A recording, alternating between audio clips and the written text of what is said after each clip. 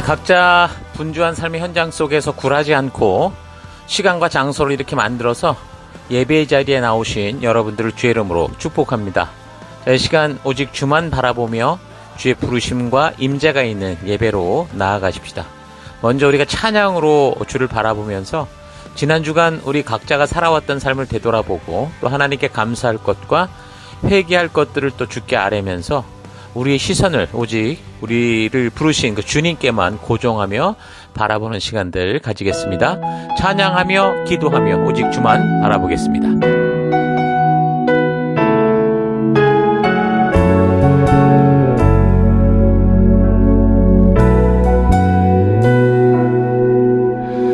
은혜로 날 보듬으시고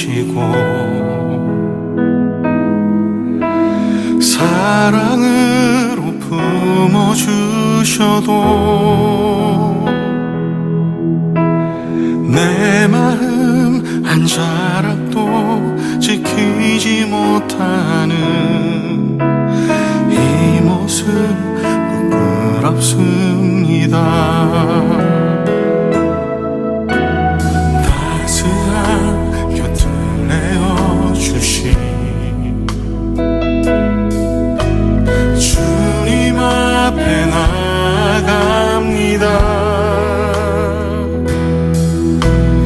표현 못할 긍휼로 나를 붙드시는 주 이름만 바라봅니다.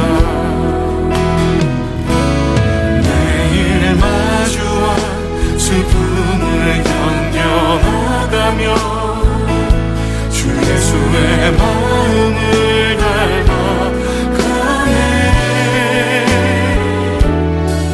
두려운 걸음마다 주가 동행하니 주 의지하며 오늘을 걷네.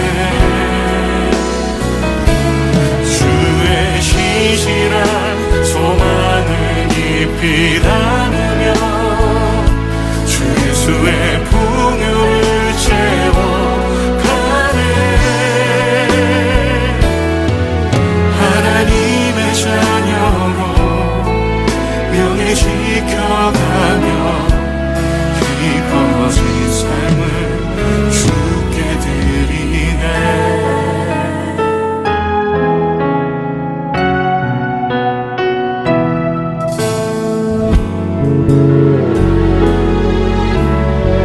따스한 곁을 내어주시니 따스한 곁을 내어주시니 주님 앞에 나갑니다. 표현 못할 긍휼로 나를 붙드시는 주 이름 바라봅니다. 매일 마주한 슬픔을 견뎌나가며 주 예수의 마음을 닮아가네.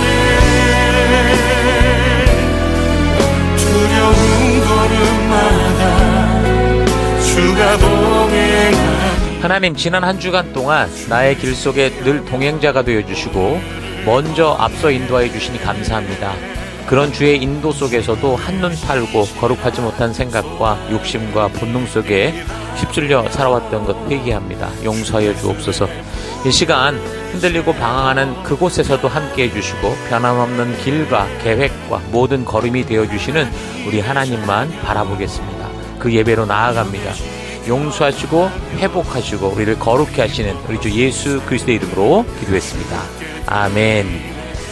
자, 이제 다 같이 우리가 함께 주일 우리 찬양과 경배로 나아가겠습니다. 할렐루야.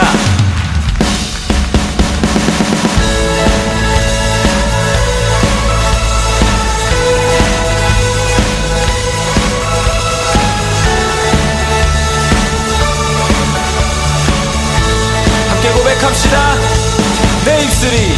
내 입술이 주를 높이며 내 호흡이 주를 섬기니 무엇이 나를 두렵게 하리.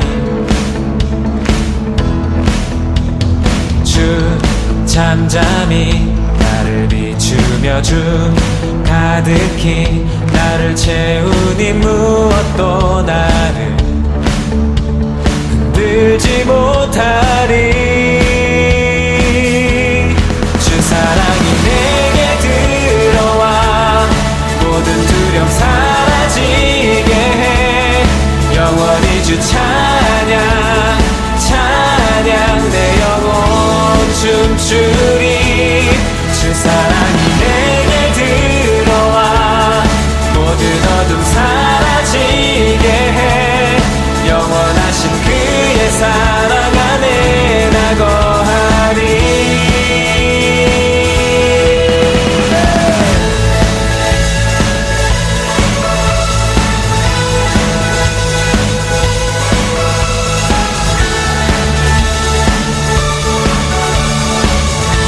우리 다시 한번 고백할까요? 내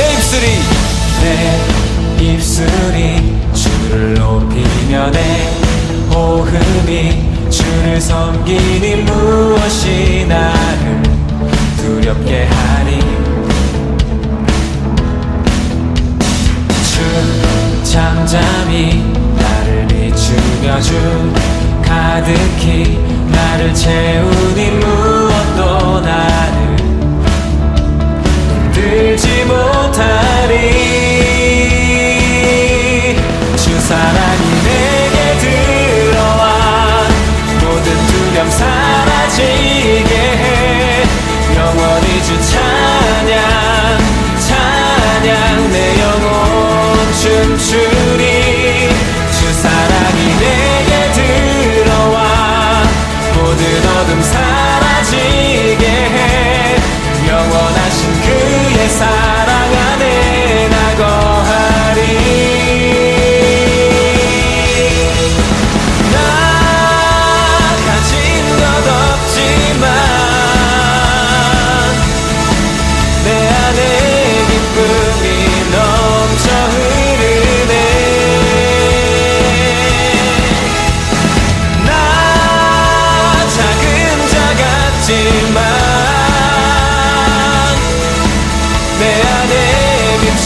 흠만 땅을 비추리. 주 사랑이 내게 들어와 모든 두려움 사라지게 해. 영원히 주 찬양 찬양 내 영혼 춤추리. 주 사랑이 내게 들어와 모든 어둠 사라지게 해. 영원하신 그의 사랑 안에 나 거하리.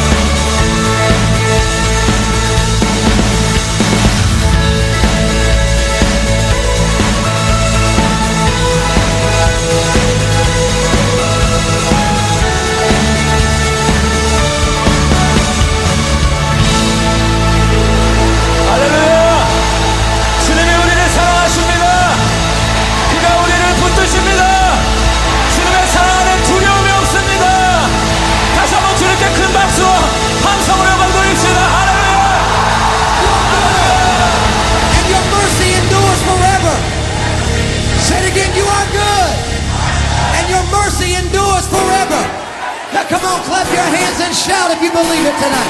Come on, everybody.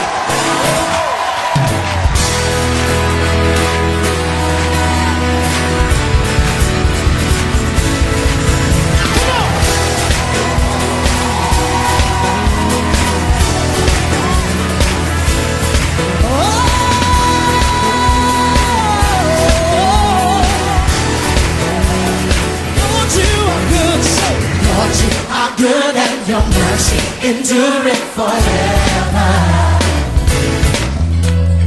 Lord, you are good and your mercy endureth forever. People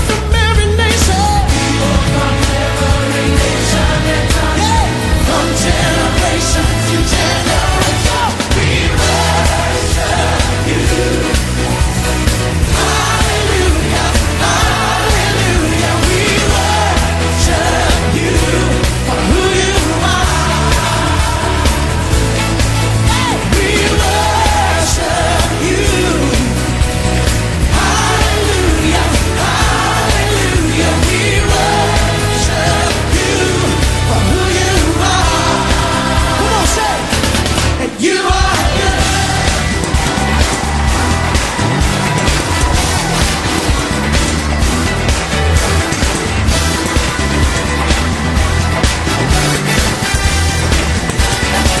Lord, you are good, say. Come on, don't sit around. Get involved in this. Say, Lord, you are good. Yes, Lord. Yes, Lord.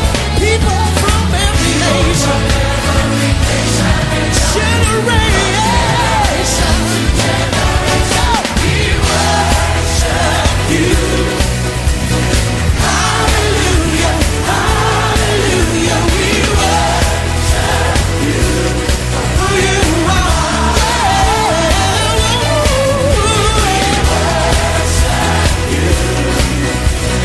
Hallelujah, hallelujah. Shout you for who you are. Come on, shout it. And you are good.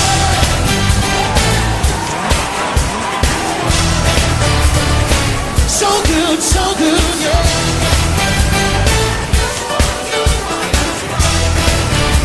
Put your hands up, say, you are good all the time, and all the time.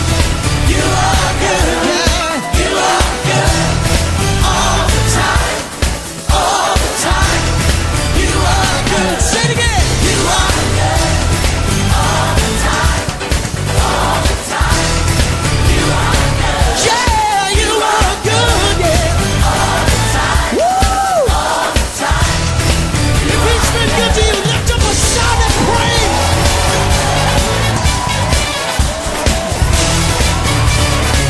Come on, come on, come on, come on. Lord, you are good, say. Lord, you are good and your mercy endureth forever. Lord, you are good, yeah. Lord, you are good and your mercy endureth forever. Lift those hands high. Come on, bless him now. Say, Lord, you are good You and are your mercy endureth forever. I'm looking at a generation who knows how good he is. Lord, you are good and your mercy endureth forever. People from every nation, from generation to generation, we worship you. Hallelujah, hallelujah. We worship you for who you are. Oh yeah, oh yeah, oh yeah. We worship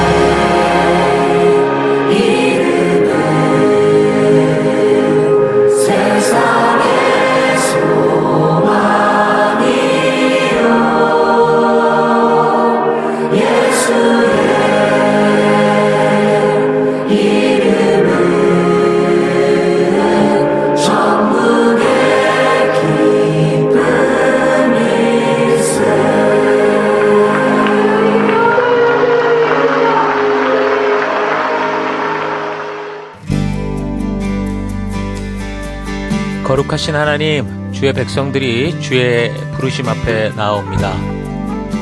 지치고 상한 영혼들, 외롭고 곤고한 하루하루를 보내는 이들, 육신의 질병과 마음의 고통으로 지친 영혼들, 하나님 간절한 소망이 있는 영혼들을 위로하여 주시고 치료하여 주시고 거룩한 생명의 길로 인도하여 주옵소서.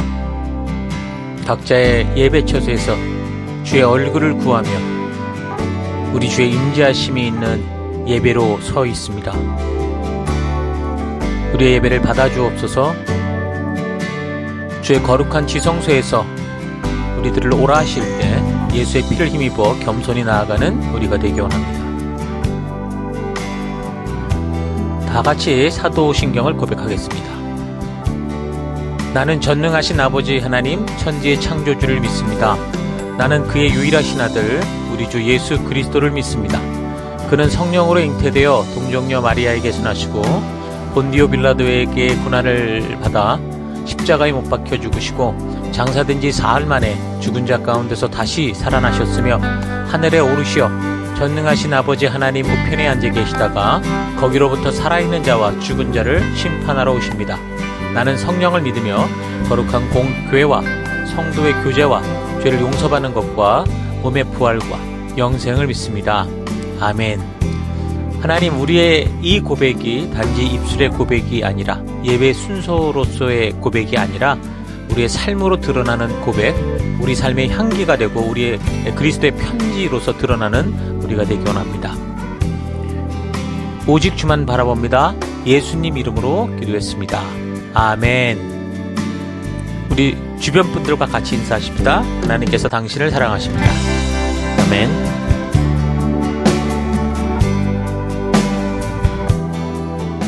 예, 3월 2일 우리 3월 첫 주 또 하나님 말씀 함께 살펴가도록 하겠습니다. 자, 오늘은 바울의 행적 9번째 시간인데요. 고린도 전서 관련된 역사 살펴가도록 하겠습니다. 교회는 성장통을 겪으며 자라간다. 교회는 성장통을 겪으며 자라간다. 자, 이런 제목으로 함께 하나님 말씀 살펴가겠습니다. 오늘 본문에 해당되는 고린도전서 1장 1절에서 8절까지 봉독해 드리겠습니다.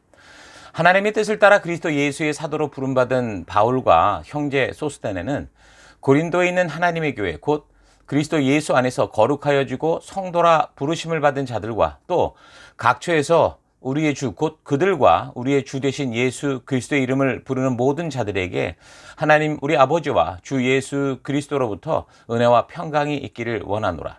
그리스도 예수 안에서 너희에게 주신 하나님의 은혜로 말미암아 내가 너희를 위하여 항상 하나님께 감사하노니 이는 너희가 그 안에서 모든 일 곧 모든 언변과 모든 지식의 풍족함으로 그리스도의 증거가 너희 중에 견고하게 되어 너희가 모든 은사에 부족함이 없이 우리 주 예수 그리스도의 나타내심을 기다림이라. 주께서 너희를 우리 주 예수 그리스도의 날에 책망할 것이 없는 자로 끝까지 견고하게 하시리라. 아멘. 현재 우리는 신약의 역사 중에 이제 바울의 3차 전도 여정을 살피고 있습니다. 자, 우리는 보니까 작년 10월부터 신약 서론을 살피기 시작해서 우리가 신약의 역사를 살펴왔는데 그 세례 요한의 등장과 활동과 더불어서 예수님의 이제 공생의 사역 후 십자가의 죽음과 부활 그리고 승천 그리고 성령 임재 사건 등 이 역사들을 살폈고 예루살렘 교회가 박해를 받으면서 복음이 이제 온 유대와 사마리아와 땅끝으로 퍼져가는 그 여정을 지금 살피고 있는데 그 중에 이제 나중에 그 회심하게 된 그 사도 바울에 의해서 전파되는 이 복음의 여정을 살피고 있는 겁니다. 1차로 사도 바울은 갈라디아 지역을 전도했었고 2차로 유럽 지역인 이 마케도니아와 아카야 지역을 전도하러 다녔었죠. 자, 그래서 지난주 바울의 2차 전도 여정의 마지막 부분을 우리가 살핀 겁니다. 자, 바울의 2차 전도 여정의 마지막 이 장소였던 고린도. 이 고린도 전도는 그 해당에서 이제 유대인들에게 강론을 시작하면서 이 복음 전파가 시작됐는데 결국은 유대인들이 반대에 부딪혀서 계속되지 못했고 그래서 디도 유스도라고 하는 그 사람의 집을 집회 장소로 삼아서 활동을 했습니다. 바울은 고린도에 머무는 동안 성령의 직접적인 위로를 받아야 할 만큼 사실 굉장히 힘들었습니다. 유대의 반대자들의 그 끈질긴 저항과 위협을 받았음에도 불구하고 예수님의 명령하심과 제자들과 같이 오랜 시간, 그러니까 1년 반을 머물며 그 땅 가운데 복음을 전하는 일을 했었죠. 그래서 마지막에는 결국 유대인들에 의해서 갈리오 총독에게 고발되는 그 지경까지 갔지만 위기를 잘 이겨낼 수 있었고, 또 유대교 회당장이었던 그리스보 이 사람도 이제 예수를 믿게 되면서 이 사람을 중심으로 뭐 유스도, 아굴라, 브리스길라, 글로에, 뭐 스테바나, 가이오, 에라스도 같은 사람들이 이제 고린도 교회에서 성장을 하게 됐습니다. 자, 그래서 바울이 고린도 교회를 떠나서 에베소로 갈 때, 그러니까 복귀할 때에는 교회가, 고린도 교회가 자립이 가능할 정도로 이제 성장한 상태였다라고 볼 수 있죠. 자, 그런데 이제 바울이 그렇게 2차 전도 여행을 마치고 이제 3차 전도 여행을 시작해서 에베소에 이제 도착해서 활동을 하는 동안 이제 고린도 교회에서 들려오는 소식들이 있었는데 그 소식들이 굉장히 근심스러운 것들 뿐이었습니다. 그러니까 고린도 교회의 소식을 들으면 들을수록 교회가 성장하며 생기는 어떤 작은 말썽의 차원을 넘어서 자칫 교회의 정체성과 부르심의 본질을 잊고 그냥 하나의 이단 종교로 빠질 수도 있는, 그러니까 좀 심각한 상태라는 것을 알게 되죠. 자, 그래서 고린도 교회의 이런 문제를 수습하는 거, 이거 쉽지 않았습니다. 그 문제들을 수습하기 위해서 그래서 바울이 이제 편지를 썼는데, 이제 계속 살펴나가면 알겠지만 역사적 이렇게 정황으로 볼 때요, 고린도로 가는 편지는 우리가 지금 성경에서 보는 고린도전서, 고린도후서 이 두 편만이 아닙니다.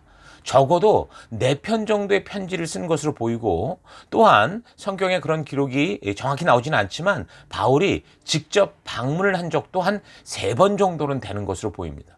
그러니까 처음에는 디모데를 통한 이 편지를 이제 가져가서 디모데를 통해서 편지를 보내서 문제를 수습하게 하려고 했는데 그게 잘 안 됐죠. 그래서 그 다음에 이제 디도 편에 편지를 보내기로 할 정도로 고린도 교회 문제를 해결하는 일이 좀 쉽지가 않았습니다. 자, 그래서 이 서신의 기록 목적은 이제 고린도 교회가 겪고 있는 교회 안의 여러 문제들에 대해서, 그러니까 하나님 나라 백성답게 살아가는 이 성경적 가치에 따른 성도의 나아갈 바를 알게 해서 그들이 바르게 하나님 백성답게 이 세상을 살아가도록 그렇게 권면하고 교종하기 위해 그렇게 적은 거라고 볼 수 있습니다. 자, 이 문제들을 오늘 살피겠지만 고린도 교회에서 발생했던 여러 문제들을 보면 결국 예수 그리스도로 말미암아 새 언약된 백성들이, 이 성도들이 그 옛사람의 가치로부터는 완전히 죽고, 그리고 새로운 하나님 나라의 법도와 규례와 명령의 가치를 따라 살아가야 하는 하나님 나라 백성으로서의 삶에서 혼돈과 오류들이 있었던 것을 우리가 알 수 있습니다. 그러니까 한마디로 성도의 정체성 부족, 그러니까 또한 성도가 하나님 나라 백성으로 따라 살아가야 될 그 하나님의 법도와 규례와 명령에 대한 바른 하나님의 의도를 아는 것에서 부족했던 거죠. 지금도 성도된 우리가 예수로 말미암아 옛사람이 죽고 완전히 하나님 나라의 새 사람으로 태어났다고 해도 여전히 내가 살아오던 이 세속사회와 옛 관계 속에서 우리가 그렇게 살아가야 되니까, 천국 가기 전까지는. 그래서 성도로서의 이 정체성 혼란도 있고, 구원 이후에도 변화되지 않는 그런 우리 삶의 현실들, 우리가 예수를 만날 때는 온 세계가 새로워진 것 같은데 그러나 현실은 전혀 변화되지 않는 그런 삶 속에서 하나님 나라 백성으로서의 가치, 그 법도와 규례와 명령을 통해 알게 하시는 하나님의 의도를 따라 바르게 살아가야 되는데 그게 쉽지 않은 것과 같습니다. 자, 그래서 세상에서나 벌어질 일들이 교회 안에서도 비일비재하게 벌어지고 있는 거죠. 그러니까 세상의 가치가, 그러니까 옛사람의 가치가 교회로 밀려 들어와서 그런 세상의 가치가 하나님의 말씀보다 앞서는 경우도 많습니다. 그래서 심지어는 목사들까지 개입된 어떤 성적인 문제들이 종종 발생하고, 또는 교회를 무슨 개인 기업처럼 자녀들에게 세습을 하기도 하고, 또한 동성애와 같은 그 하나님의 법도와 규례가 절대 금하는 세속의 음란한 가치들을 옹호하고 받아들여야 된다고 주장하는 일부 목사들도 있고 많은 교인들이 생기고 있는 거죠. 또한 교회 안에서도 영적인 삶이 무엇이냐를 가지고 큰 혼란을 겪고 있습니다. 그러니까 바울이 전도하는 곳에서 말씀대로 순종하며 하나님의 뜻을 전할 때 그 전하는 바가 사실이라는 것을 증명하시기 위해서 그때 하나님께서 주권적으로 주도하시면서 영적인 은사, 그러니까 성령의 임재와 같은 현상들을 개인의 어떤 영적인 이게 실력이고 자기의 수준인 것처럼 그렇게 착각하는 일들이 수없이 벌어지고 있습니다. 그러니까 부름받은 증인, 전도인의 삶을 살면서 복음을 그대로 전하는 그 일선에서 드러나는 그런 은사를 마치 특별한 어떤 방법으로 체험하게 할 수 있다. 이래서 너무도 무리한 집회들, 또 수련회 등 이거 만들어서 억지로라도 그런 은사를 흉내내게 하는 것이 무슨 성령 은사 체험인 것처럼 착각하게 하고 있는 거죠. 증인된 존재의 의미를 말씀으로 알아갈 곳에서 기복을 추구하게 하고 하나님 백성으로 순종해야 될 때 왕신 하나님께 그걸 다 미뤄버리는, 하나님이 보냈는데 보낸 하나님을 불러와서 시키는, 이게 마치 참신앙인 것처럼 오해하게 하는 일들이 정말 비일비재합니다. 자, 그러니까 고린도 교회에서 발생했던 문제들을 잘 살펴보면 오늘날 우리의 사회나 교회들 속에서도 여전히 벌어지고 있는 똑같은 현상들이다라는 사실을 깨닫게 될 겁니다. 이미 사형이라고 판결을 받을 만큼 완악하고 패역했던 우리를 하나님께서 지금 전적인 사랑과 그 은혜로 예수 안에서 새롭게 태어나게 하셔서 하나님 나라 백성 삼아 주시고 그리고 하나님의 자녀 되게 하셨는데, 그렇게 우리의 신분이 죄인에서 의인으로 바뀐 것과 하나님의 백성답게 의롭게 살아가는 것, 이건 전혀 다르죠. 쉽지 않다라는 겁니다. 그래서 우리를 구원하신 하나님께서 그 백성들에게 직접 주신 그 말씀, 법도와 규례와 그 명령 속에 담긴 분명한 하나님의 뜻을 알고 그 하나님 백성다운 가치로 무장되지 않으면 우리는 언제라도 무너지고 넘어지고 마는 겁니다.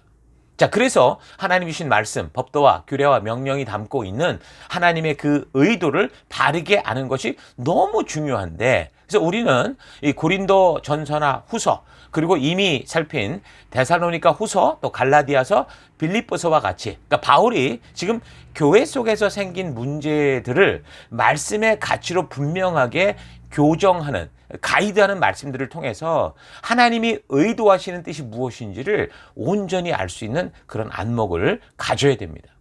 그래서 고린도전서는 성도들의 교회 생활이나 사회 생활 속에서 일어나는 여러 민감한 문제들에 대한 이 바른 성경적 가치, 하나님의 의도를 알게 하는 사도 바울의 많은 답변들이라고 볼 수 있습니다. 그래서 우리는 이 고린도 교회에서 발생하는 문제들을 통해서 오늘날 교회들이, 성도들이 하나님의 백성으로 태어나 성장하며 겪게 되는, 그러니까 성장통과 같은 문제의 원인들을 분명히 분별하고 잘 살펴서 오늘날 우리가 이 고린도 사회와 비슷한 이 사회 속에서, 이런 분위기 속에서 어떻게 구체적으로 믿음의 길을 바르게 걸어갈 수 있는지 이 지혜를 얻게 될 겁니다.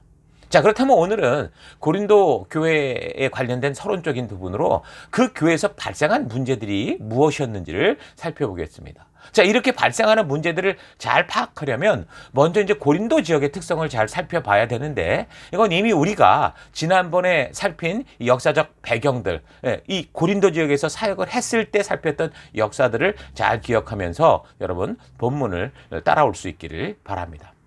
자, 그래서 고린도 교회에 생겼던 첫 번째 문제는 뭐였냐? 첫 번째는 파벌 문제였습니다. 1장 11절. 내 형제들아, 글로의 집 편으로 너희에 대한 말이 내게 들리니 곧 너희 가운데 분쟁이 있다는 것이라.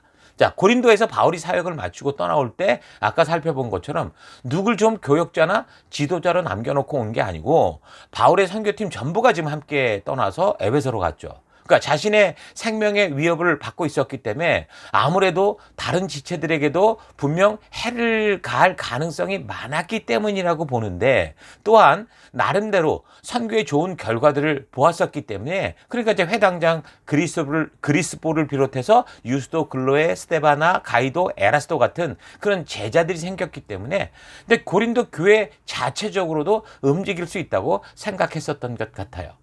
자, 그래도 다른 지역과 달리 거기선 1년 반 정도를 그렇게 가르치고 함께 했으니까 가능했을 거라고 생각했었던 겁니다. 자, 그런데 우리가 잠깐 선교를 다녀왔던 그런 경험들을 생각해 보면 그곳에서 잠깐 갔다 오지만 만난 분들이 어때요? 참으로 아쉬워하고 안타까워하는 걸 보죠.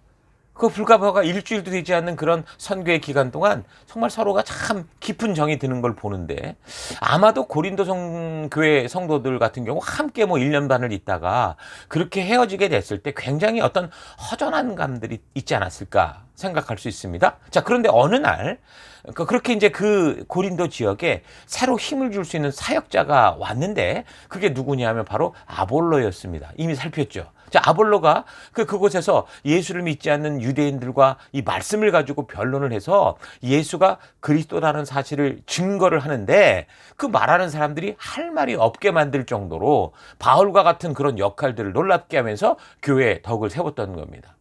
그동안 바울 이후에 고린도 교회에 특별한 리더가 없을 때는 몰랐는데, 성도들이 아볼로의 사역을 보면서 바울이 있었을 때가 생각이 났겠죠. 그러면서 아볼로를 중심으로 교회가 더 힘을 얻었던 겁니다. 자, 이런 과정에서 괜히 이제 바울과 아볼로를 비교하는 일들도 생겨났던 거죠. 그럼 개척교회 같은 걸 잘 보면요, 처음 그렇게 어려움 속에 교회를 함께 세우는 그런 일을 했던 이 사람들은요, 뭐 교역자나 성도들이나 뭐 서로를 아끼는 그 첫사랑들이 있습니다. 굉장히 애틋한 마음들이 있어요. 그러니까 자기에게 처음 은혜와 진리를 심어주었던 교역자에 대한 애정, 그 처음 개척을 할 때 힘써서 애써서 섬겼던 성도들을 향한 애정, 이런 좀 각별한 데가 있죠. 자, 그래서 그런 교회에 만약에 두 번째로 부임하는 교육자들 같은 경우는 항상 굉장히 어려움을 겪는 걸 봅니다. 그러니까 바울이 처음 개척할 때 힘겹고 어렵게 함께 밭을 갈았다고 생각하는 그런 사람들이 이제 그 뒤에 그렇게 어려운 시기를 끝낸 그 뒤에 아볼로가 와서 어떻게 보면 수월하게 이미 다 준비된 사역지를 접수하고 사람들의 관심을 받게 되니까 괜히 이제 시기하는 생각, 뭐 얄미운 생각이 든 것 같아요. 그러니까 그런 분위기가 그런 분위기다 보니까 자연스럽게 아볼로를 중심으로 모이는 사람들 생기고, 그러니까 바울을 그리워하는 사람들 생기고 이랬던 거죠. 그러니까 분명히 이런 나누이는 분위기가 생기니까 또 어떤 사람들은 이제 뭐 바울, 아볼로 이런 게 아니라, 사실 예수님의 12제자도 아니고 바울은 뭐 아볼로나 뭐 그 이름도 없는 저 무명 전도자들 같은데, 자신들은 예수님의 수제자 베드로가 최고다라고 생각을 하면서 또 그곳에 있지도 않은, 방문도 안 한 베드로파가 생긴 겁니다. 그러니까 어떤 사람들은 우리가 무슨 사람을 따르냐, 예수님을 따라야지, 그러면서 이제 그리스도파까지 생겼어요. 그러니까 이런 식으로 크지도 않은 고린도 교회에 바울파, 아볼로파, 베드로파, 그리스도파, 이런 식으로 이제 파벌이 생겼던 겁니다. 근데 사실 이런 일이 교회 안에 생겼던 거는 사실 교회 안에만이 아니라 그 시대, 그 지역의 문화를 좀 잘 볼 필요가 있습니다. 왜 그러냐면 그 당시 헬라 문화 속에서 이런 어떤 파가 생기는 거는 그냥 자연스러운 현상이었어요. 원래 그리스 사람들에게 이런 어떤 철학파에 속했다는 것은 흉거리가 아니었거든요. 자긍심을 주는 그런 문화적인 측면이 있었습니다. 자, 그래서 이제 이런 현상이 처음에 교회 안에서 발생하게 될 때 이게 크게 심각한 줄을 몰랐는데, 나중에는 시간이 흐르며 보니 교회 안에서 이렇게 파벌이 정해짐으로 말미암아 이젠 교회 속에 아주 교회를 혼란하게 하는 어려운 문제가 됐던 거죠. 지금 성령께서 하나 되게 하신 교회, 예수의 피로 하나 되온 이 교회 안에서 이제 이런 파 저런 파가 생겨서 그리스도의 하나 된 몸을 다 갈라놓는 그런 문제가 생겼던 겁니다. 자, 그리고 두 번째는 페류나에 관련된 문제였는데, 5장 1절, 너희 중에 심지어 음행이 있다함을 들으니 그런 음행은 이방인 중에서도 없는 것이라 누가 그 아버지 아내를 취하였다 합니다. 그러니까 자기 아버지가 늙음하기 아주 젊은 여자를 첩으로 데리고 살았던 것 같은데, 아버지가 돌아가시니까 아들이 그 호족상 어머니 관계가 되는 여자와 산다는 거예요. 자, 그래서 바울이 이런 분류는, 믿지 않는 세상 사람들 속에서도 이거 부끄러운 일이다, 이런 일은 있을 수 없다, 그렇게 호통을 치죠. 그러니까 헬라 로마 문화 자체가 음란했고, 특히 고린도 지역은 더 그랬죠. 근데 고린도 백성들에게는 그래서 그런 음란한 문화가 더 자연스러운 분위기였었는데, 그래도 그런 문화에서도 보니까 아버지의 후처, 첩과 이런 아들이 이상한 짓 하는 거, 이런 거를 하지 않는 문화였다는 거예요. 그런데 교회 안에서 이런 짓을 벌이더라. 여러분, 오늘날도 우리 시대의 성문화가 너무 개방돼 버려서 도를 넘어서는 이런 게 아주 당연한 것처럼 여기고 있죠. 그러니까 그런 세상의 성문화가 이제 교회 안으로 막 들어오고 있는 거예요. 청년들 속에, 가정들 속에. 그러니까 요즘도 개방된 성문화를 즐기는 그런 문화 속을 살아가는 이 현실을 보면 아무리 교회 안에서 우리가 아이들을 어려서부터 거룩하고 순결로 교육을 하고 자라나게 해도 이 아이들이 학교를 가고 그 공동체, 사회 공동체로 가게 되면 대부분 대학이나 사회로 들어가면 다 무너집니다. 더 일찍이는 보니까 중고등학생들조차 음란의 심각성을 모르고 문화처럼 즐기고 있는 경우가 많은데 바로 그런 상황이 지금 고린도 교회의 상황이었다라는 거예요. 당연히 이런 상황에서는 여러 가지 성적인 범죄 현상들이 나타나기 마련인데 그래서 이제 6장 후반부를 보면 세 번째 문제점, 여러 심각한 성적인 범죄들이 있었다라는 걸 알 수 있어요. 6장 9절, 불의한 자가 하나님 나라를 상속받지 못하리라는 것을 여러분 알지 못합니까? 착각하지 마십시오. 음란한 자나 우상을 숭배하는 자나 간음하는 자나 남창 노릇을 하는 자나 동성연애를 하는 남자나 도둑질하는 자나 탐욕을 부린 자나 술 취하는 자나 남을 중상하는 자나 남의 것을 약탈하는 자들은 하나님 나라를 상속받지 못할 것입니다. 자, 그 당시 고린도는 어떤 데였습니까? 항구 도시였고 국제 무역이 성행하는 상업의 중심지라고 했어요. 다시 말해서 돈이 많은 사람들이 오고 가는 도시였기 때문에 우상 숭배와 성적인 부도덕으로 아주 유명했는데 전성기에는 남창까지, 남자 창녀들, 남자 창남까지 흥왕했었다고 하는 거죠. 자, 그러니까 지리적으로 그리스 본토와 펠로폰네소스 반도를 잇는 지역이었고 또한 에게해와 이오니아해를 연결하는 그런 지역이었기 때문에 무역이 발달했어요. 그래서 경제적으로 아주 부유한 도시였지만 이게 보니까 또 빈부격차가 굉장히 심했고 굉장히 부도덕하기로 이름이 높았던 그런 도시였죠. 그래서 전에도 이야기를 했지만 고대의 어느 작가가 말하기를 그 당시 어떤 사람을 향해서 너 고린도인 같다 이렇게 말하는 경우는 완전히 성적으로 날라리 완전히 막 그냥 지저분한 이런 사람들을 말할 때 그렇게 묘사한다고 했습니다. 고린도가 이런 도시였는데 고린도 교인들 중에서도 이런 성적인 범죄에 쉽게 빠지고 심지어 창남, 창녀, 매춘부들과 성적인 관계를 가지는 그런 사람들도 있었다라는 거예요. 그 당시 고린도 도시의 음란함을 뛰어넘는 시대가 저는 오늘 우리가 살아가는 시대라고 봅니다. 남자나 여자나 젊은 청년이나 청소년이나 어른이나 뭐 정치가나 목회자나 할 거 없이 성적인 일에 조금만 방심하면 어떻게 돼요? 쉽게 음란함에 빠질 수밖에 없고 물들어가는 시대입니다. 그래서 6장 9절부터 10절을 참고할 때 분명히 지금 이런 죄를 범하는 자들은 하나님 나라를 유업으로 받지 못한다라고 그렇게 적고 있죠. 한번 믿고 나면 어떻게 살든 뭐 천국이 보장된 것처럼 그렇게 잘못 알고 있는 것에 대한 경각심을 불러일으키는 분명한 말씀입니다. 구원을 얻고 하나님의 나라를 유업으로 받은 것은 분명히 하나님의 은혜로 말미암은 거저받은 믿음의 결과지만 이 구절을 볼 때 절대로 그게 끝까지 그것을 보장하는 것이 아니다라는 것은 확실하다는 거죠. 음행, 혼전 성관계, 우상숭배, 간음, 탐색, 남색하는 자, 도적이나 탐욕 부리는 자, 술 취하는 자, 모욕하는 자, 속여 뺏는 자들은 하나님 나라를 유업으로 받지 못한다라고 그래서 경고를 할 정도로 이게 문제가 됐던 겁니다. 자, 그리고 네 번째는 성도들의 싸움이 이게 세상 법정으로 이제 번져가는 거예요. 6장에 있죠. 너희 중에 누가 다른 이와 더불어 다툼이 있는데 구태여 불의한 자들 앞에서 고발하고 성도 앞에서 하지 아니하느냐. 그러니까 성도하고 성도 사이에 어떤 이권이 개입이 돼서 송사가 생겼는데 이 문제를 가지고 일반 세상 법정에 고발을 해가지고 믿는 사람들끼리 가서 하나님의 법이 아니라 세상에 의해 판단받는 그런 일이 발생한 겁니다. 자, 이 재판 문제도 우리가 좀 그 사회 습관과 풍습을 좀 알아야 되는데 아테네나 고린도인의 습관과 이 관습을 보면 당시 고린도는 이 로마 식민지였잖아요. 그러니까 로마법이 적용되는 상업 중심지였기 때문에 이 법적 분쟁 해결을 위한 이 세속 재판소가 굉장히 잘 발달해 있었습니다. 베마라고 하는 재판장이 있어서 그러니까 문제가 생기면 그곳에서 해결을 받는 것이 생활이라고 볼 수 있을 정도였는데 사람들이 이런 외부 시스템에 소송을 제기하는 것은 그냥 어떻게 보면 자연스러운 문제를 해결하기 위한 방법이었을 수도 있어요. 그러니까 고린도 사회는 헬라 로마 문화의 영향을 받아서 명예나 또 사회적 지위가 중요한 가치로 여겨졌고, 그래서 소송을 통해서 자신의 주장을 관철시키고 상대를 꺾는 것은 개인의 명예를 지키는 하나의 수단이었거든요. 그들의 문화였어요.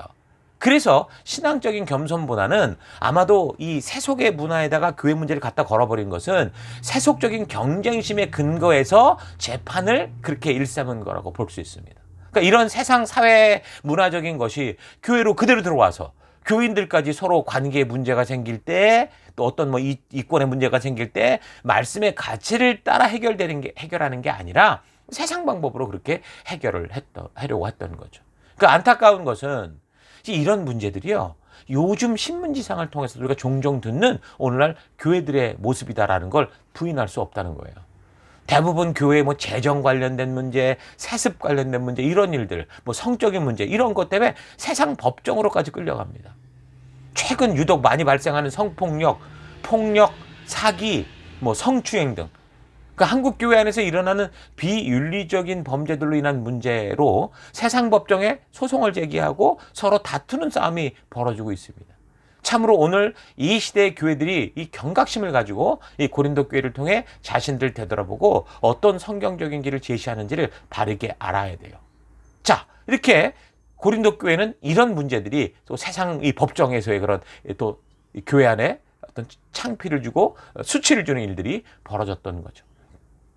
그리고 다섯 번째는 결혼한 게 뭐 옳으냐 아니냐, 이런 또 문제도 있었어요. 7장 25절. 처녀에 대하여는 내가 주께 받은 계명이 없으되, 계명이 없다고 그랬어요? 주의 자비하심을 받아서 충성스러운 자가 된 내가 의견을 말하노니, 계명이 아니라 의견을 말하노니 내 생각에는 이것이 좋으니 곧 임박한 환난으로 말미암아 사람이 그냥 지내는 것이 좋다. 자, 우리가 들으면 지금 말도 안 되는 소리인데 왜 이게 문제가 됐냐 하면, 바울이 과거에 복음을 전할 때 예수님의 재림의 날이 바로 그들의 시대에 올 거라는 분명한 믿음이 있었기 때문이에요. 그러니까 이제 곧 다가올 임박한 환난, 재림이 있을 거니까 아직 결혼을 하지 않은 사람들은 혼자 지내는 게 더 오히려 뭐 곧 이 하늘나라로 가는 그 길이 좋지 않겠냐, 이제 이런 식으로 말했던 거죠.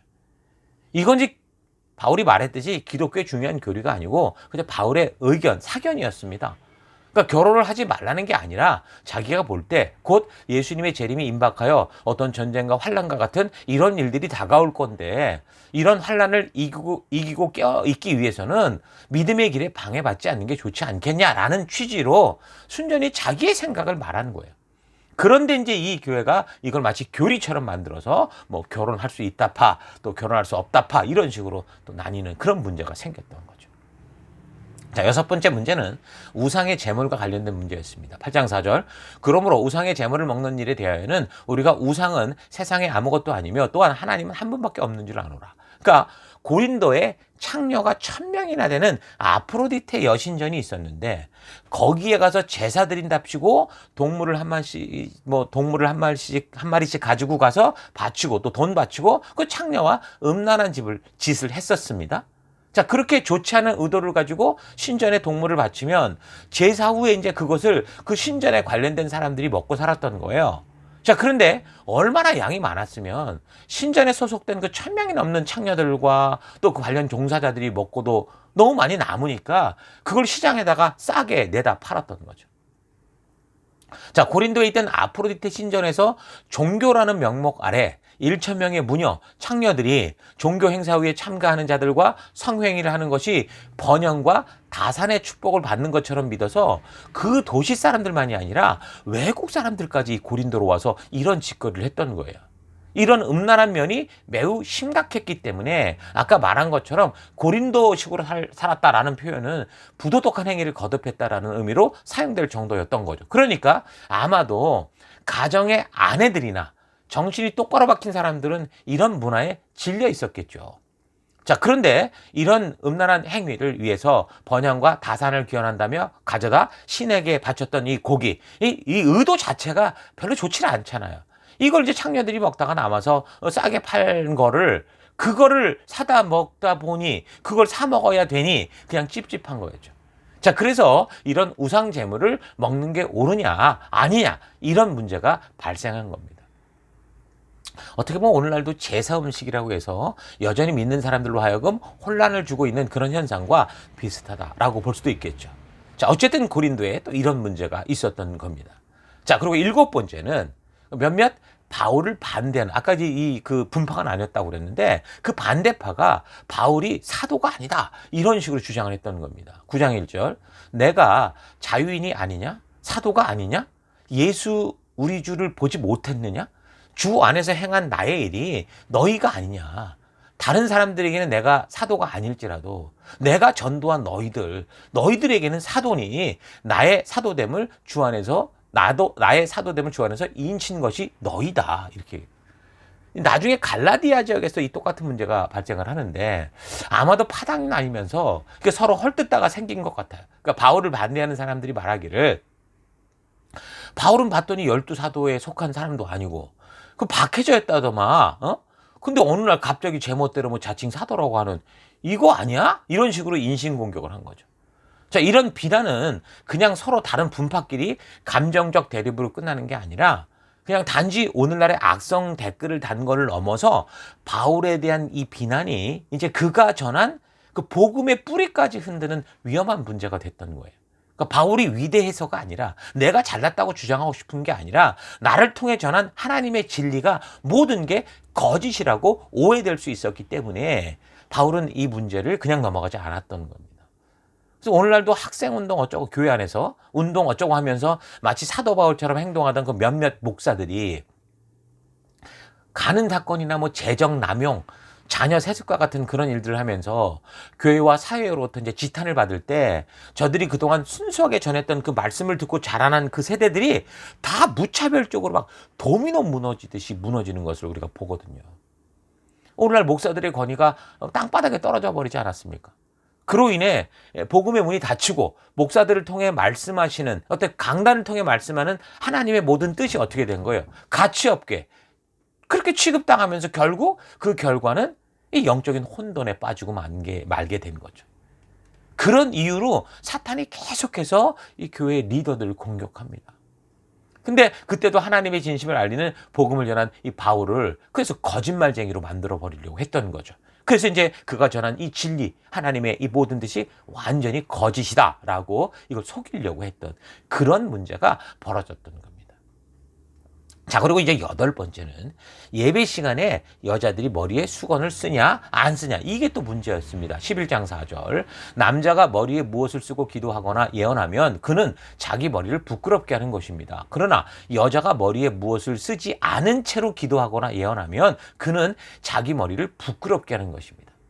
자, 그 당시 유대교의 전통에서 볼 때 남녀가 한 방에서 예배드리는 것도 있을 수 없는 일이었거니와 여자들이 토라를 배우는 것도 허락되지 않았었습니다. 자, 그런데 원래 그런 유대 율법의 열혈 추종자였던 바울이 회심하고 변화되고 나서 하나님의 율법을 통해서 하나님이 의도하셨던 이 바른 뜻을 알고 나서는 그가 선교를 가는 지역마다 이렇게 교회를 세우게 되면 그 교회에서는 회당과는 다르게 뭐 남자, 여자가 한 공간에서 함께 예배를 드리게 했을 뿐 아니라 여자들도 공적으로 기도하고 더 나아가서 설교도 하게 했습니다. 그뿐 아니라 공예배에서 여자들도 대표 기도도 하고 예언도 하게 했던 거죠. 그러니까 여기서 말하는 신약 시대의 예언이란 주로 성령의 영감에 호소하면서 이 구약의 이 이야기를 해석하는, 그러니까 성도들을 그래서 권면하는 것을 포괄적으로 일컫는 그런 말인데 요즘 말로 말하면 설교라고 하면 할 수 있겠죠. 그러니까 말 그대로 모든 사람을 제자로 세워서 하나님이 부르신 증인이 되게 하는 그런 일을 한 겁니다. 그러니까 고린도 교회도 이런 식의 교회 모임을 가졌던 건데, 그런데 그렇게 자유를 얻은 고린도 교회 여자들이 전부는 아니겠지만 그런 모임에서 너무 과하게, 그러니까 도를 지나친 질서를 무너뜨리는 과한 행동들을 하기 시작한 겁니다. 그러니까 바울은 이 머리 덮개를 창조 질서와 자연의 이치에 근거해서 설명하면서 예배에서의 통일성과 경건을 강조했죠. 그러니까 한마디로 말하면 너무 과격하게 가지 않고 이 변화를 서서히 이루어갈 수 있도록 그렇게 유도를 했던 겁니다. 그런데 이 헬라 철학에 익숙한 이런 이 신자들, 이 문화에 이렇게 젖어 있는 이 여자들 같은 경우, 그러니까 바울의 주장이 너무 유대적이다, 권위적이다 이렇게 말하면서 자기들은 받아들일 수 없는 이런 식으로 이제 처리를 했던 거죠. 자, 그러면서 이제 바울의 리더십에 대한 신뢰와 연결돼서 처음에는 작은 논쟁이 점점 더 큰 갈등으로 번졌던 겁니다. 자, 이 머리에 수건 쓰는 문제도 사실 그 당시의 문화를 우리가 잘 이해해야 되는데 그런 내용들은 새벽 우리 묵상을 준비해 놓았으니까 그걸 통해서 자세히 들을 수 있기를 바랍니다. 자, 그 다음 9번째. 예배 후에 함께하는 공동 식사. 자, 오늘날로 말하면 성만찬으로 인한 문제입니다. 11장 21절. 이는 먹을 때에 각각 자기의 만찬을 먼저 갖다 먹으므로 어떤 사람은 시장하고 어떤 사람은 취함이라.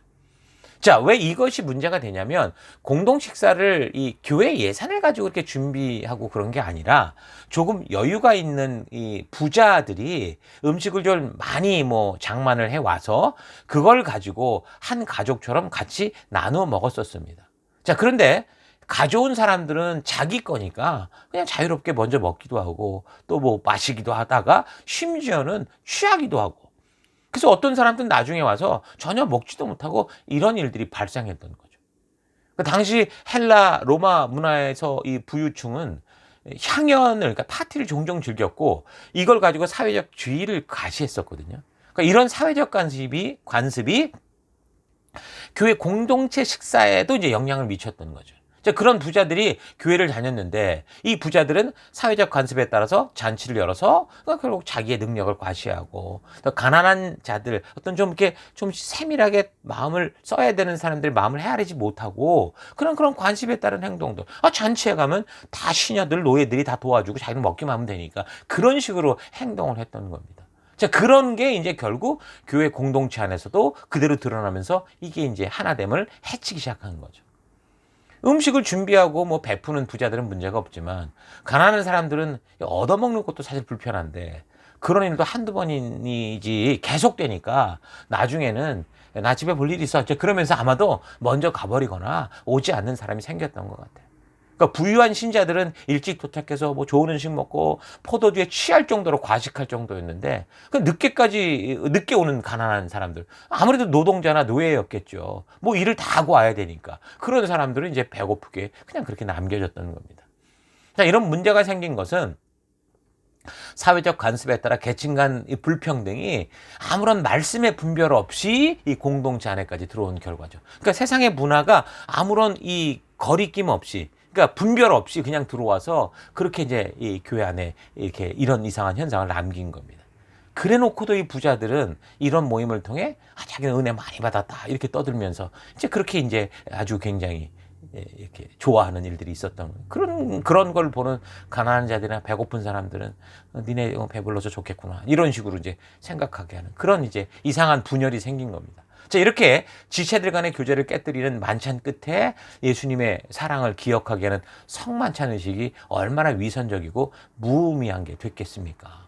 네? 그 주님의 그 사랑을 기억하고 주님의 그 예수님의 그 사랑과 그 은혜를 기억하는 그 자리가 오히려 이 빈부격차로 말미암는 정말 참 비참한 자리가 됐던 그런 문제가 생겼던 거죠.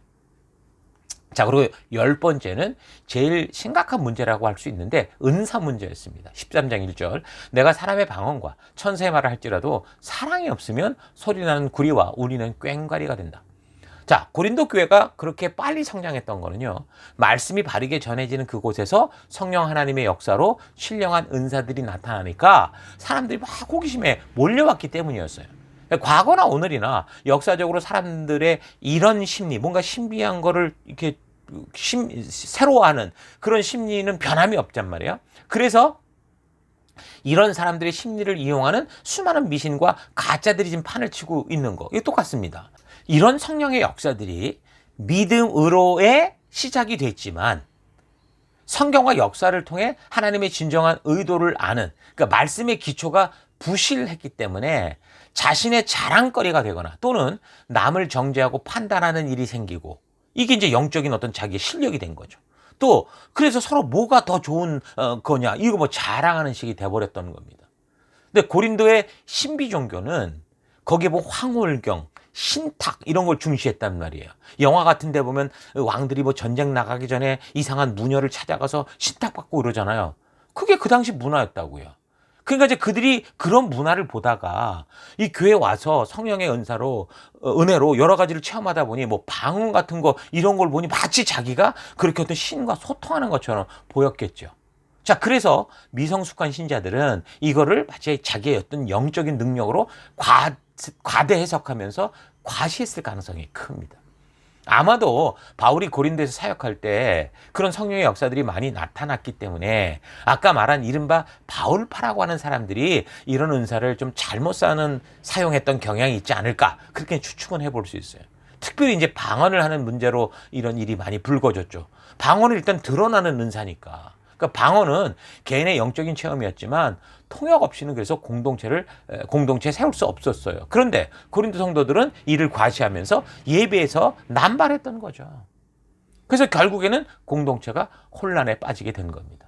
바울의 후임으로 갔던 교육자 그 아볼로 같은 경우 성경의 바른 지식을 가지고 또 아주 유창한 그 헬라어를 구사하면서 그래서 그 하나님의 뜻을 이 말씀으로 풀었는데 바울이 있을 때 나타났던 그 성령의 임재로 말미암는 일들이 그렇게 생기지 않으니까 아볼로의 경우는 방언도 못하고 성령도 못 받았다라고 생각을 해서 아마도 그 사람들이 아볼로를 무시하는 일도 있었던 것 같아요. 그래서 결국은 아볼로는 아마도 이 문제 때문에 고린도 교회를 떠나죠. 그래서 사도 바울이는 에베소로 돌아오게 됩니다. 자, 이런 이야기를 바울이 그렇게 돌아온 아볼로에게 들어보니까 참 기가 막히고 코가 막힌 거예요. 그러니까 자기들의 능력이 아니라 우리가 바르게 말씀의 통로가 될 때 성령께서 하시는 이 일을 가지고 사람을 판단하고 자기 실력이라고 그러고 그것도 겉으로 드러나 보이는 방언의 은사들만을 가지고 교회를 혼란하게 하니까 얼마나 기가 막혔겠습니까? 그러니까 교회라는 공동체를 건강하게 하시기 위해서 성령께서 행하시는 사역을 자신들의 것으로 착각을 하고 심지어 그것을 영적인 레벨로 어떤 실력으로 착각을 해서 사람들을 정죄하고 판단하고 교회에 분란을 일으키고 문제가 됐던 겁니다. 이것 때문에 고린도로 보내는 편지에 많은 분량을 두고 여기에 관련된 이야기가 전해집니다. 자, 우리는 그래서 보통 고린도전서 12장 그러면 은사장, 뭐 13장 그러면 사랑장 이렇게 말을 하는데 사실 12장부터요 14장까지 이 은사 문제 때문에 그걸 해결하기 위해 적은 바울의 이야기들입니다. 그러니까 방언은 개인적 신앙에 유익했지만 고린도에서는 헬라 신비주의와 결합한 혼란을 낳았고요. 그래서 바울은 이를 통제해서 예언과 사랑을 우선시해라 라고 권면을 했던 겁니다. 그러니까 은사와 관련된 이런 어떤 문제들이 그래서 고린도에 있었는지 잘 읽어가면서 살펴볼 수 있기를 바랍니다. 자, 이제 마지막 11번째는 부활에 관련된 문제였는데요. 15장 13절. 만일 죽은 자의 부활이 없으면 그리스도도 다시 살아나지 못하셨으리라. 자, 이거는 이미 데살로니가에서도 생겼던 일들인데 이 고린도 아테네 지역 사람들은 마지막 날 육체가 부활한다는 것을 받아들일 수 없었어요. 왜 그러냐면 그리스는 고대로부터 철학의 전통이 있었잖아요. 근데 고대 그리스의 철학자, 그러니까 서양 철학의 아버지라고 할 수 있는 탈레스로부터 시작해서 바울이 전도하던 당시까지 거의 750년 정도 되는 철학의 역사가 있었습니다. 그러니까 철학의 아버지라고 하는 탈레스 이후에 뭐 프로타고라스, 뭐 소크라테스, 플라톤, 아리스토텔레스 뭐 이런 많은 철학자들이 있었단 말이에요. 그러니까 철학을 하는 많은 이유들이 있지만 무엇보다 뭡니까? 죽음의 문제가 해결되지 않고 그 죽음에 대한 두려운 이 마음 때문에 철학을 하게 된 겁니다. 자, 그래서 사람들은 철학을 하면서 나름대로 그 죽음의 문제를 자기들이 해결할 수 있도록 그렇게 이제 어떤 마무리가 됐던 거예요. 어떻게 해결했냐면 헬라 로마 철학은 죽음을 삶의 자연스러운 일부라고 보는 그러니까 스토아식의 해석을 하거나 무의미한 종말이라고 보는 에피쿠로스식으로 해석을 하거나 또 영혼의 해방이다라고 플라톤식으로 이렇게 했습니다. 그런 식으로 나름대로 죽음에 대한 이 어떤 정리를 끝냈어요. 근데 부활, 다시 사는 거 이런 건 몰랐거든요. 그러니까 죽음에 대한 공포를 그렇게 극복하고 이성적으로 대처하려고 했었다는 거죠. 그래서 정리하면 영은 선한 거고 물질은 악한 건데 이 선한 영이 악한 물질적 요소인 육체에 갇혀 있었던 거야. 그런데 이게 죽음을 통해서 해방되는 거니까 죽음이라는 것은 두려워할 것도 아니고 피할 것도 아니고 아주 우리가 환영할 만한 이유는 우리가 비로소 이제 자유롭게 되는 거야. 이렇게 이제 정리를 했던 거죠.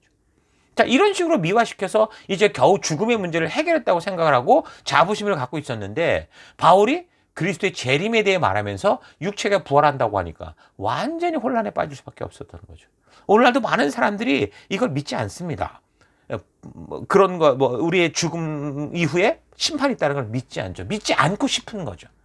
그 두려움 속에 두려움은 남아있지만 믿지 않고 싶을 거예요. 근데 기독교가 지금 계속 이 부활과 심판을 얘기하니 얼마나 불편하겠어요.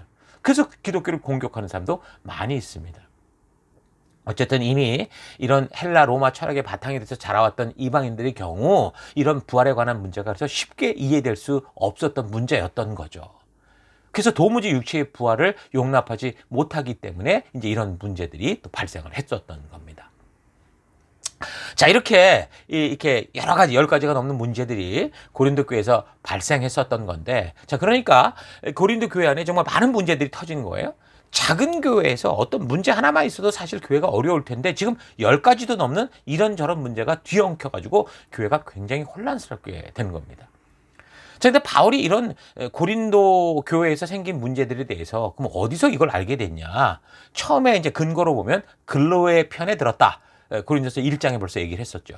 자, 그리고 고린도에서 사역하다가 사표 내고 에베소로 왔던 아볼로에게서 직접 들었고, 또 얼마 있다가 고린도 교회에 스데바나, 부드나도, 아가이고 이런 사람들이 에베소에 있는 아볼로를 데리고 가려고 왔을 때 이 사람들에게서도 그렇게 듣게 됩니다. 그리고 또 한 가지는 고린도 교회 문제가 고린도 교인들이 문제 해결이 되지 않으니까 직접적으로 바울에게 도대체 이거 어떻게 문제 해결이 됩니까? 라고 편지도 보냈었어요.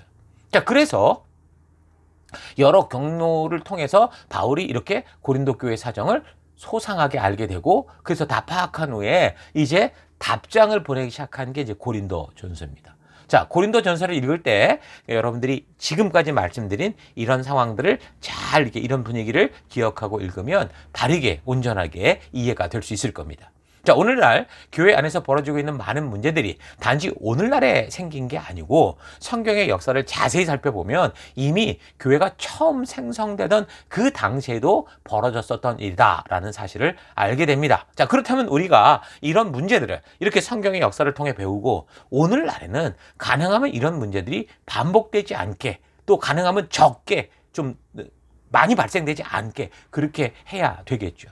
자, 그러기 위해서 거듭난 백성, 그러니까 본 어게인한 성도가 되었다는 것이 어떤 것인지 바르게 알아야 돼요. 우리가 성도가 됐다라는 거는요, 하나님 나라 백성이 됐다라는 건데 그 하나님 나라 백성 된 것에 대한 의미를 바르게 알아야 된다라는 거 잊지 마십시오. 이미 서두에 말씀드린 것처럼 고린도 교회에서 발생했던 여러 문제들은 결국 예수 그리스도로 말미암아 새 언약 백성이 된 성도들이 옛사람의 가치로부터 완전히 죽고, 그리고 새로운 하나님 나라의 법도와 규례와 명령의 가치를 따라 살아가야 되는 이 하나님 나라 백성으로서의 삶에서 이제 혼돈과 오류들이 있었다라는 걸 우리가 분명히 알아야 됩니다. 자, 그래서 우리는 무엇보다 하나님께서 그와 언약을 맺은 백성들에게 주신 이 하나님 나라의 법도와 규례와 명령, 이 말씀이 무엇인지를 바르게 알고 그런 율법을 주신 하나님의 의도를 바르게 알아서 예수 그리스도의 피로 새롭게 태어난 새 사람, 하나님 나라 백성으로 살아가는 바른 가치로 무장되어야 되는 거 여러분 잊지 마십시오. 자, 그래서 이 성경과 역사를 바르고 온전하게 날마다 묵상하며 하나님의 진실한 뜻을 아는 거듭난 백성이 되어서 우리를 부르신 그 증인된 삶, 전도인의 삶을 살아가는 여러분과 제가 되기를 주의 이름으로 축원합니다. 자, 다음 주에 이제 이런 문제들에 대해서 바울이 이제 뭐라고 편지를 보냈는지 살펴나가도록 하겠습니다. 자, 오늘 들은 말씀을 가지고 잠시 묵상하며 기도하겠습니다. 함께 기도하십시다. 사람이 사는 곳에는 항상 여러 가지 이유들로 문제가 발생합니다. 자, 그렇다면 사람이 모인 교회도 마찬가지죠. 제대로 된 사람이 모인 곳이 교회가 아니라 제대로 되어 가야 하는 사람이 모인 곳이 교회니까 얼마나 문제가 많겠습니까? 자, 그래서 우리는 문제를 두려워하지 말고 그 문제들을 통해 바른 영적인 안목을 배우고 성도와의 바른 관계를 배우고 또 바른 성도로서의 마음이 어떤 건지 그 태도와 삶의 자세를 잘 배워가는 우리가 될 수 있기를 바랍니다. 자, 그러기 위해서 우리는 성경과 역사를 통해 하나님의 진정한 의도를 만나야 합니다. 그 하나님의 말씀을 통해 하나님이 말씀하신 이 법과 율법과 이 조항조항마다 그 마음을 담았던 하나님의 의도를 바르게 하는 진정한 거듭남이 있어야 되는 겁니다. 자, 그래서 이번 주간 초대교회였던 고린도에서 벌어졌던 문제들을 잘 분별을 해보시면서 우리가 오늘날 교회 안에서 다시 이런 실수들을 반복하지 않을 수 있도록 그렇게 해나가는 귀한 시간들 되기를 바랍니다. 자, 그런 결단을 가지고 이 시간 함께 기도하기 원하는 것은 첫째, 하나님, 내 마음과 욕심대로 하고 싶은 마음을 버리지 못해서 교회 안에서 공동체 안에서 여러 가지로 핑계와 변명을 만들며 분열을 주었던 삶을 용서하여 주옵소서. 회개합니다. 기도하시고, 두 번째, 하나님, 말씀이 인도하는 길이 아니라 내 생각과 느낌, 이 시대의 유행을 따라 살면서도 내 스스로 떳떳하고 자유롭다고 했던 이기심을 용서하여 주옵소서. 기도하시고, 또 마지막 세 번째, 하나님, 내 생각과 내 욕심이 아니라 주의 뜻을 따라 살아가기 원합니다. 성령께서 하나 되게 하신 이 교회를 힘써 지켜나가는 내가 되기 원합니다. 성도란 말씀의 가치만 유일한 길로 살아가는 거룩한 백성임을 잊지 않고 그런 길 걷는 내가 되기 원합니다. 다 같이 함께 기도하겠습니다. 기도하십시다.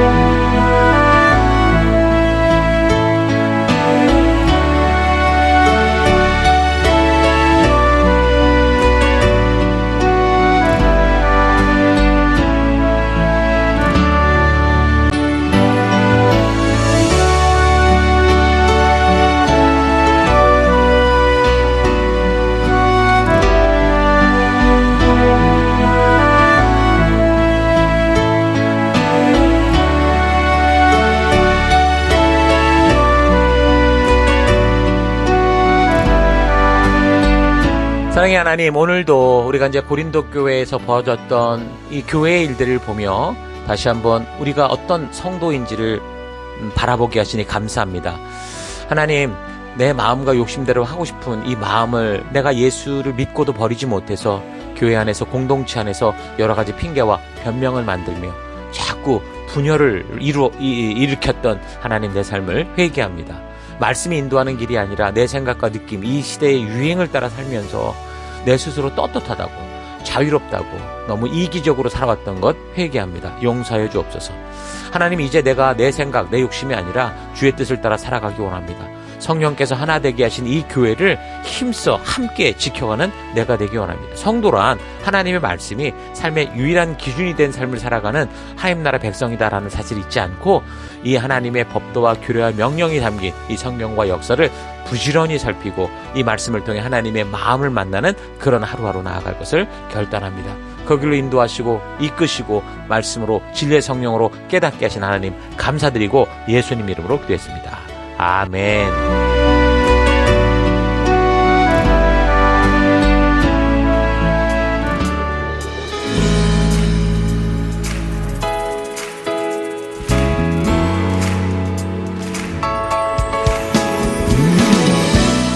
(3월 2일) 교회 소식을 함께 나누겠습니다. 이번 주는 2025년 셀위크 5번째 주간입니다. 우리 교회는 셀 모임을 통해 생명 낳는 생명을 세우는 사명을 감당하고 있습니다. 생명 낳는 생명을 세우는 사명은 하나님의 전적인 은혜로 구원받은 모든 성도들의 존재의 이유입니다. 이것을 위해 우리가 구원받았고 우리가 이곳에 한 교회로 모여 하나님 나라를 이루며 지금까지 달려가고 있는 것입니다. 그러므로 모든 성도는 영적인 가정 셀에 속하여 말씀의 기초를 확실하게 쌓으며 그 말씀 위에서 지체들과 서로 격려하며 하나님께서 순종하는 우리를 통해 이루시는 치료와 회복의 놀라운 은혜들을 누리시기 바랍니다. 사랑의 돌봄과 성경과 역사 교육, 이것이 가장 중요하고 부름받은 자들의 핵심적인 사명인 것을 잊지 말고 셀 모임으로 적극적으로 모여주시기 바랍니다. 3월 첫째 주인데요. 매월 첫 번째 주간 저희 교회가 집중하는 사역 포인트는 모든 성도들이 하나님의 가족 셀에 속하게 하는 것입니다. 셀로 연결되는 것은 하나님이 예수 그리스도의 피로 사신 거룩하고 진정한 가족을 만나는 것입니다. 그리스도의 몸된 성도들은 그리스도의 머리 되신 교회와 셀에 연결되어야 바르게 성장하며 살아갈 수 있습니다. 그래서 멜번시티 교회를 나오는 모든 분들은 한 분도 빠짐없이 각자의 셀에 연결되어 있습니다. 셀 모임은 단지 성경을 공부하는 곳이 아니라 서로의 삶과 깊은 마음을 나누며 서로를 위해 기도하고 성령 하나님께서 우리 모두를 세워가는 사랑과 회복의 공간입니다. 모두 함께 속하십시다. 매월 첫 번째 주 금요일 모이는 줌 기도회 모임이 있습니다. 3월 7일 금요일 저녁 9시에 모입니다. 준비된 기도 가이드를 따라 각자의 공간에서 온라인을 통해 함께 모여 기도하는 기도 골방 모임입니다. 함께 모여 부르신 사명과 거룩한 삶을 위해 함께 기도하며 함께 서로를 위해 사명을 위해 기도로 하나님 앞에 서서 다니엘과 같이 거룩하게 살 것을 결단하는 시간으로 만들어 가십시다. 접속 기도 모임 아이디 852-785-3648 패스워드 MCC로 들어오시거나 셀 리더들이 연결해주는 카톡을 통해 접속 라인을 따라 들어오시면 됩니다. 저희 교회를 새로 방문해주신 지체들을 환영합니다. 오늘 이곳 예배당 예배에 그리고 영상 온라인 예배에 처음 참석해주신 분들을 주의 이름으로 환영합니다. 우리를 이곳에 부르시고 함께하게 하신 하나님께 감사하고 그 사랑으로 우리 모두 함께 귀한 교회로 하나 되는 시간들이 되기를 바랍니다. 오늘 예배 후 성도의 교제는 본당 옆 건물 1층 로버트 화이트홀에서 모이게 됩니다. 함께 오셔서 귀한 성도의 교제 가운데 하나님의 은혜와 축복을 경험하실 수 있기 바랍니다. 예배 후 교제는 스캇 교회의 오후 예배가 있어서 4시 50분까지 마치고 모두 함께 교제했던 테이블이나 의자들을 정리하신 후 5시까지 퇴실합니다. 이어지는 교제는 멜번시티 곳곳에서 자유롭게 누리시기 바랍니다. 다음 주일 예배 계속해서 스캇처치 예배당에서 예배 드립니다. 우리가 예배를 드리고 있는 멜번시티 CBD 안에 있는 스캇처치 본당에서 2시에 예배를 드립니다. 미리 예배 시간 5분 전까지 오셔서 거룩하고 귀한 예배, 하나님의 말씀으로 거듭나는 예배 되도록 하십시다. 우리가 드리는 예배는 계속해서 매주 영상으로 미리 준비되어 교회 사이트에 매 주일 오전 6시에 업로드됩니다. 또한 교회 유튜브에도 같은 시간에 업로드가 되니 어떤 이유로든 예배당 예배를 나오지 못하게 되는 경우 각자가 처한 처소에서 각자 가능한 시간에 하나님의 부르심 앞에 스스로 나아가 예배 드리실 수 있기 바랍니다. 내가 처한 어떤 상황과 환경 속에서도 변함없이 거룩한 예배자로 서서 온전한 예배를 드리실 수 있기 바랍니다. 지금까지 3월 2일 교회 소식이었습니다. 한 주간도 믿음으로 말씀 따라 승리하는 여러분들 되시기 바랍니다. 하나님 말씀에 네, 계속해서 함께 우리 교회가 존재하는 목적을 외치고 축도로 예배를 마치겠습니다. 2025년 사람을 세우는 교회임을 잊지 않고 살아가는 교회 되기. 그 사명을 감당할 때 사랑을 가지고 사명을 이루는 교회 되기. 하나님이 주신 방향을 잃지 않고 열심을 다하는 교회 되기. 사명을 위해 구별하신 열방의 제사장 나라 거룩한 교회 되기. 어떤 상황과 환경 속에서도 하나님의 말씀대로 용기 있게 순종하는 교회 되기. 아멘. 자, 이런 부르심 잊지 마시고 이제 또 각자 보내받은 삶의 터 곳곳으로 돌아가셔서 이 세상의 풍요와 화려함에 속지 말고 어두움에 휩쓰이지 말고 그곳에서 밝은 빛과 소금으로 하나님 나라를 이루어가는 여러분 되시기를 주의 이름으로 축원합니다. 다 같이 기도하겠습니다. 이제는 우리 주 예수 그리스도의 은혜와 하나님의 그 크신 사랑하심과 성령님의 감화, 감동, 위로, 축복, 충만하심이 오늘 말씀을 통해 교회 안에서 생기는 수많은 문제들이 성도의 성장을 위해 바르게 쓰여질 수 있도록 하나님께서 성도의 역사를 기록하여 주신 이 성경을 믿고 혼돈과 관계 어려움 속에서도 부르심을 잊지 않고 그리스도 예수 안에서 하나 되고자 결단하는 모든 백성들 머리 위에 이제로부터 영원토록 함께 하실지어다. 아멘. 하나님